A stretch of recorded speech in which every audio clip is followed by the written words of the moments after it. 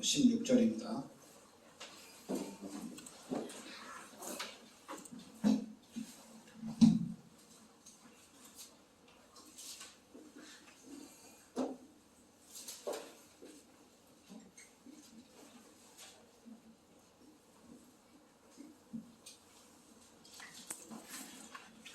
이사야서 13장 우리 6절부터 우리 16절까지 같이 우리 합독하겠습니다. 너희는 애곡할지어다. 여호와의 날이 가까웠으니 전능자에게서 멸망이 임할 것입니다.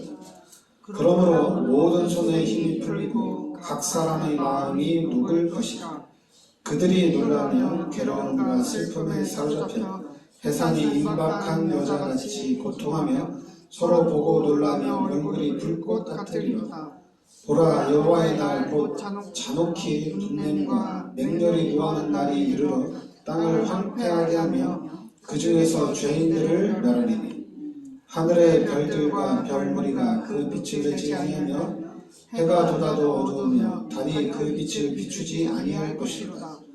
내가 세상의 악과 악인의 죄를 벌하며 교만한 자의 오만을 끊으며 강포한 자의 거만을 낮출 것이며 내가 사람을 순금보다 희소하게 하며 인생을 오빌의 금보다 희귀하게 하리로다. 그러므로 나 만군의 여호와가 분하여 맹렬히 노하는 날에 하늘을 진동시키며 땅을 그 자리에서 떠나게 하리니 그들이 쫓긴 노루나 모으는 자 없는 양같이 각기 자기 동족에게로 돌아가며 각기 본향으로 도망할 것이니 만나는 자마다 창에 찔리겠고 잡히는 자마다 칼에 엎드려지겠고 그들의 어린아이들은 그들의 목전에서 매우침을 당하겠고 그들의 집은 노력을 당하겠고 그들의 아내는 욕을 당하리라. 아멘. 자, 오늘은 이제 여호와의 날입니다. 이사야서 이제 13장인데 그 13장 1절에 보면 아모스의 아들 이사야가 바벨론에 대하여 받은 경고다 이렇게 나옵니다. 그러니까 하나님이 이사야에게 주시는 말씀이죠.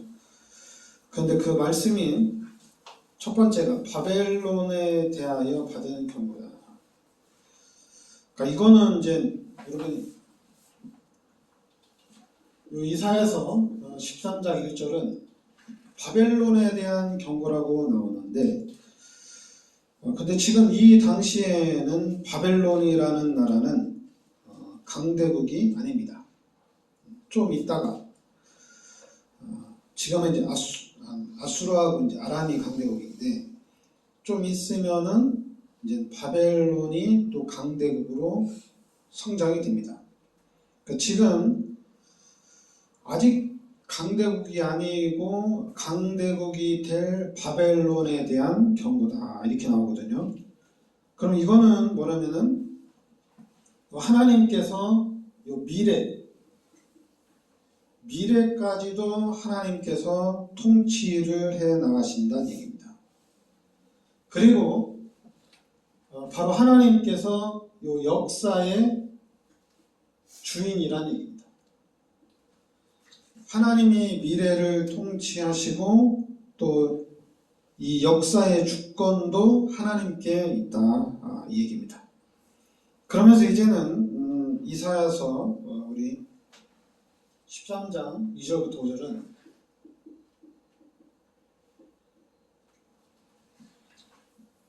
여기 말씀해 보면은 3절에 보면 내가 거룩하게 구별한 자들에게 명령하고 나의 우염을 기뻐하는 용사들을 불러 나의 노여움을 전하게 하였느니라. 그러니까 하나님이 용사들을 불러서 나의 노여움을 전하게 하였다 이렇게 나옵니다. 그리고 또 이제 4절에 보면 하반절에 보면 만군의 여호와께서 싸움을 위하여 군대를 검열하심이로다. 그리고 5절에는 무리가 먼 나라에서 하늘 끝에서 왔으며 곧 여호와와 그의 진노의 병기라 온 땅을 멸하려 함이로다 이렇게 나옵니다. 그러니까 하나님의 그 여기 보면 하나님이 이방의 군대도 사용을 합니다. 근데 이방인의 군대를 사용하는데 그건 뭐냐면은 하나님의 목적을 위해서 쓰기 위한 도구라는 얘기입니다. 그러니까 이 이방의 군대도 하나님의 목적을 위한 하나님의 도구로 하나님이 사용을 해 나가신다는 얘기입니다. 그러니까 전쟁이나 모든 흥망성쇠가 바로 하나님의 주권, 이 하나님의 절대 주권 안에 있다는 얘기입니다. 그러니까 우리 기독교인들은 예수를 믿으면서 하나님이 미래도 주관하시고 또한 전쟁이나 그런 또 강대국도 하나님의 도구로 쓰임받는다는 이 절대 주권이 하나님께 있다는 얘기입니다. 그러니까 예수를 믿는 우리가 이런 하나님의 절대 주권을 알고 있다면 우린 좋죠. 그러니까 역사의 주인이 하나님이란 얘기입니다. 그러니까 역사의 주인이 하나님이고 모든 어떤 군대라든가 전쟁이라든가 흥망성쇠가 하나님의 손안에 있기 때문에 우리는 그럼 예수만 잘 믿으면 돼요. 오늘 이사야서 13장 6절부터 16절에 여호와의 날이죠. 이 여호와의 날. 여기서 여호와의 날은 종말론하고도 좀 비유가 됩니다. 종말론. 여기서 여호와의 날은 종말론으로도 이렇게 이제 해석을 해 나가는데, 우리는 또 이제 그냥 하나님의 시각적으로 보면은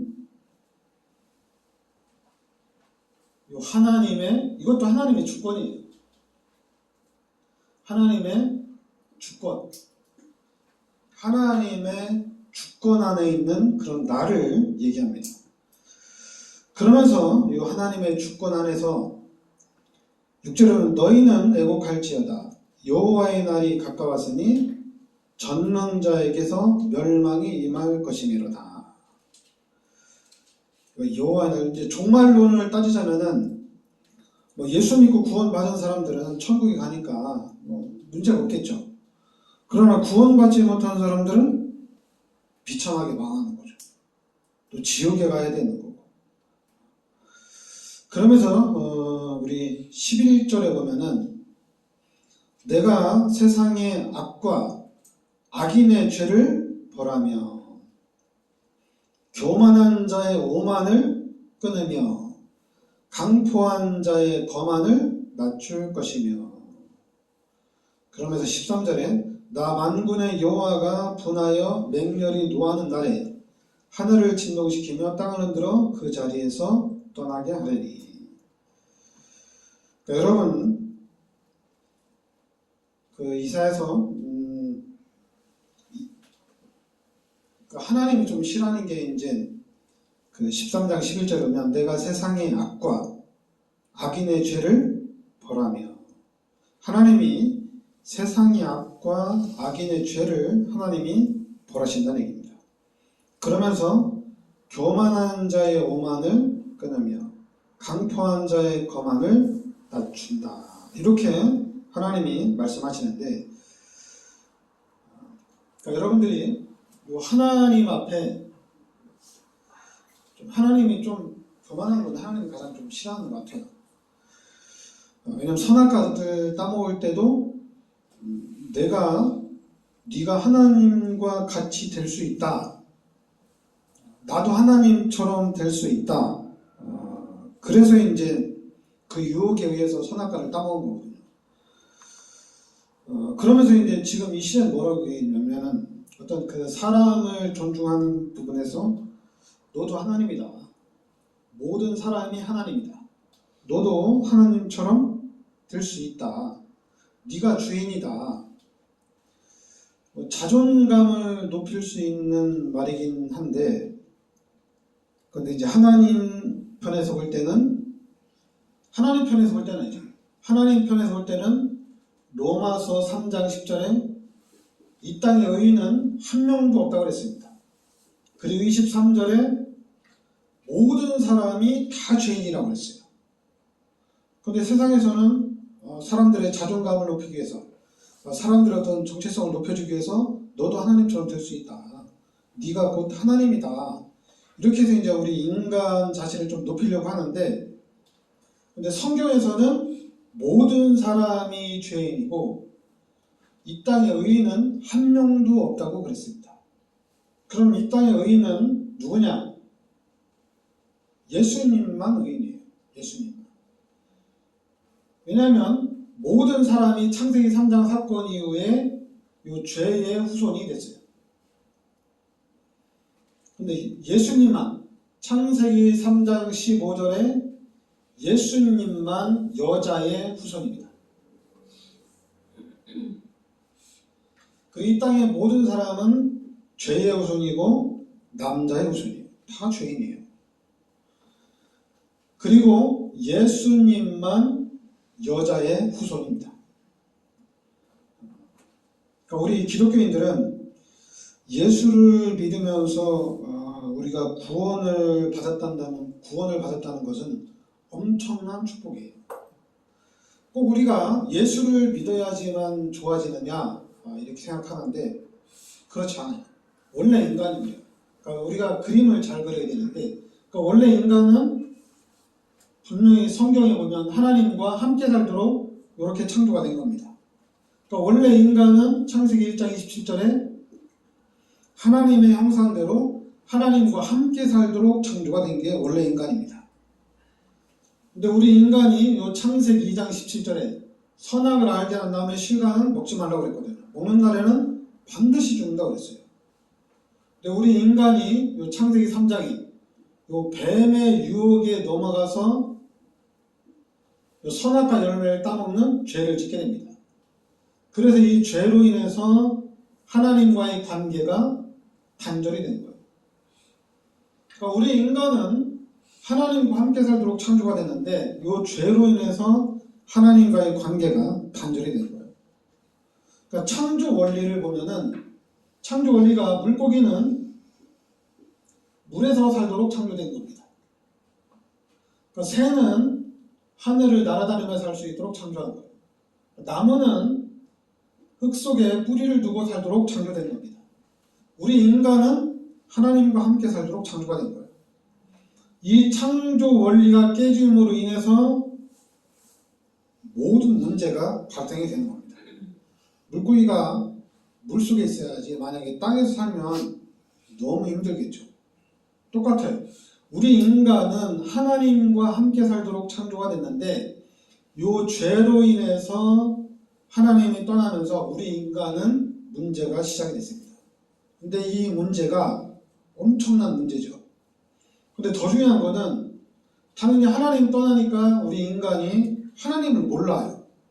근데 하나님을 모르는 건 좋은데 하나님이 필요 없다. 하나님이 어디 있냐? 하나님이 계시다면 나한테 보여줘봐라. 아니 원래 인간은 하나님과 함께 하나님과 교제하면서 살도록 창조가 됐는데 하나님이 어디 계시냐? 이러면 문제가 되는 거죠. 하나님은 없다. 이렇게 되면 문제가 되는 거죠. 그러니까 이 인생 자체가 비참한 인생이 되는 겁니다. 그러니까 기독교인으로 성경으로 봤을 때 요한복음 8장 44절에 그냥 마귀의 자녀로 살아가고 거짓말장이요 살인자다 이렇게 얘기합니다. 그리고 우리 인간은 또 영적인 존재니까 이 자리에서 하나님을 찾아요. 근데 이 자리에서 하나님을 찾는데 하나님을 찾을 수 있느냐? 못 찾죠. 하나님을 대신해서 우상과 이 종교와 미신이 급증하는 겁니다. 그러면서 왜 교회만 하나님이냐? 우리도 하나님을 믿는다. 이렇게 얘기하는 거예요. 그러면서 당연히 가장 먼저 오는 문제가 정신 문제고, 이제 시간이 지나면서 육신의 문제도 오고, 그리고 이제 이 질병 때문에 모든 사람이 죽죠. 내세 문제가 오고, 그리고 이 문제가 우리 후대들에게 또 그대로 전달이 되는 겁니다. 그러니까 인간의 힘으로는 이 문제를 해결할 수가 없어요.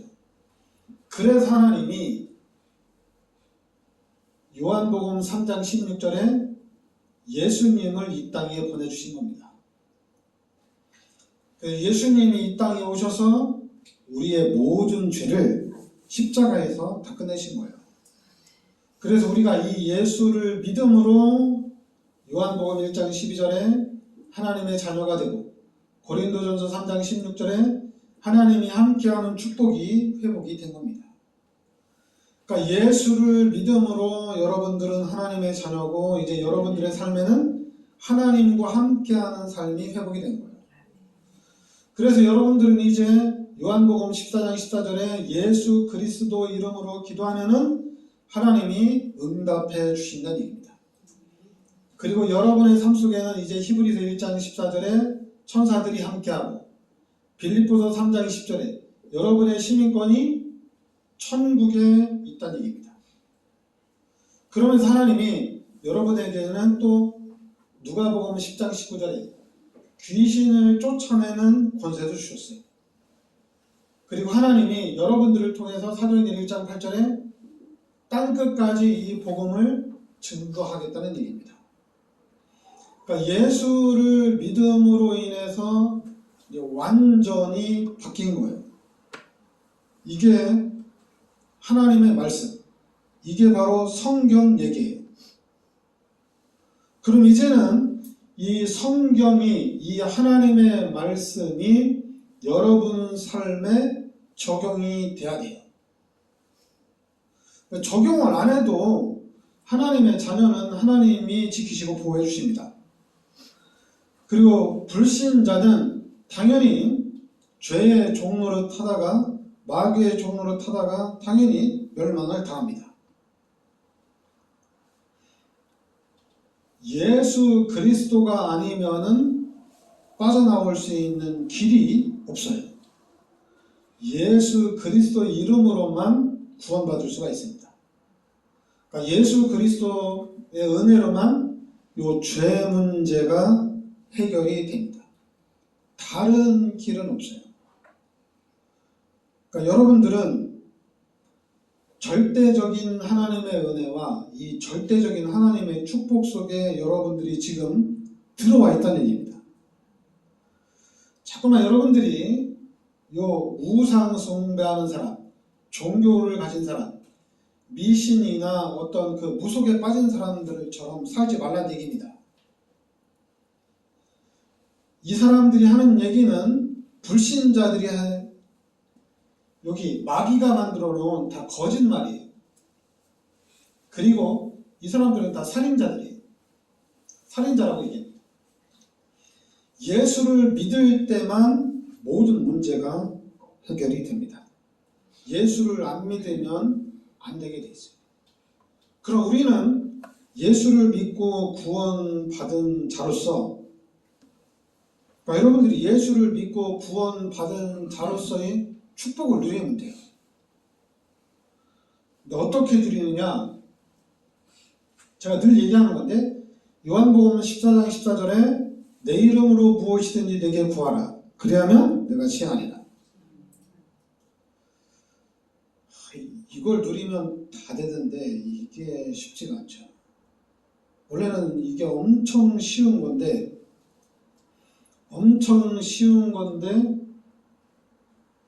기독교인들이 이 쉬운 것을 놓쳤어요. 그러니까 여러분들이 요한복음 14장 14절 내 이름으로 무엇이든지 내게 구하라. 그리하면 내가 시하리라. 또 이제 마태복음 7장 7절부터 8절에도 구하라 주실 것이요, 찾으라 찾을 것이요, 두드리라 그리하면 너희에게 열릴 것이다. 하나님이 구하는 자에게 주신다는 얘기입니다. 그리고 또 이제 히브리서 11장에는 믿음은, 여러분 히브리서 11장 우리 한번 같이 봅시다. 히브리서 11장 신약성경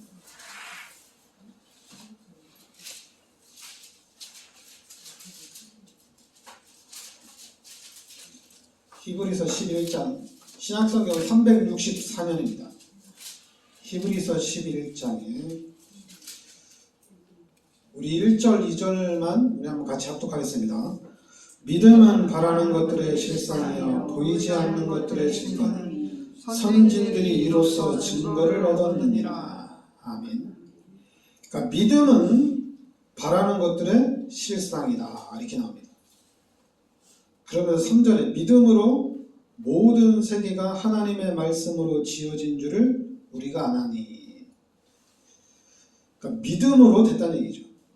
4절에도 믿음으로 아벨은 가인보다 더 나은 제사를 하나님께 드렸고, 5절에도 믿음으로 에녹은 죽음을 보지 않고 옮겨졌고, 6절에 믿음이 없이는 하나님을 기쁘시게 하지 못하나니 하나님께 나아가는 자는 반드시 그가 계신 것과 또한 그가 자기를 찾는 자들에게 상 주시는 이심을 믿어야 할지니라.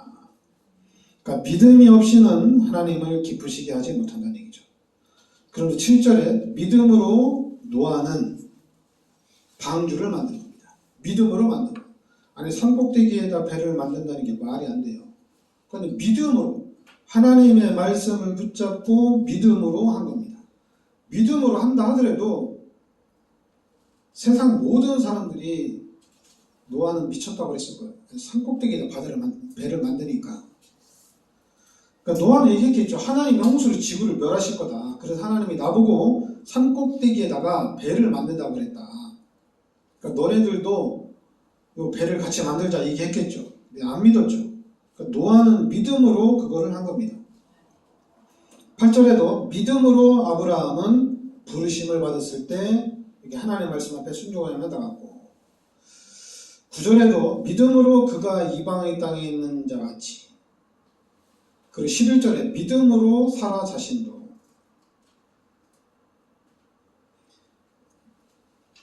그러니까 전부 다 그 17절에 보면 아브라함은 시험을 받을 때 믿음으로 이삭을 드렸으니, 그러니까 믿음으로.